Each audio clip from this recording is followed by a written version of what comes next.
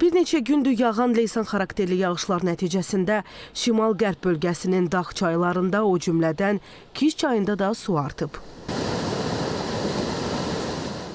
Gecə saatlarında aramsız yağan leysan yağışlar nəticəsində Qafqasra dağlarında əmələ gələn yağış sularından leysan və daşqınlar.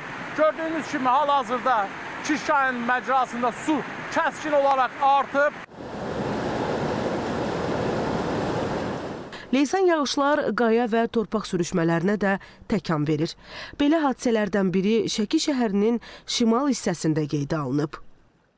Leysan yağışlar nəticəsində Şəki rayonu ərazisində sürüşmələr qeydə alınıb. Biz hal-hazırda Şəki rayonunun mərkəzini turizm mərkəzləri ilə birləşən yolun üzərindəyik. Burada gördüyünüz kimi gecə saatlarında Taxta Qaya adlanan ərazidə lava şəklində dağ kütləsi tökülüb, yolu bağlayıb. Gecə saatlarında burada təmizlik işləri aparılıb.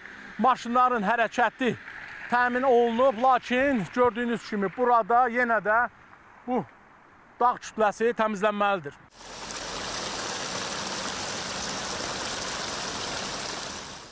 Şimal-qərb bölgəsində sürüşmə prosesi əsasən Kiş və Şin çayının yataqlarında, Çuxadurmaz, Damarçın, Şəvətər və Qızılqaya dərələrində, yəni miyilli sahələrdə qeydə alınır. Ən təhlükəli sürüşmə zonası Qoşa Qaya istiqamətidir.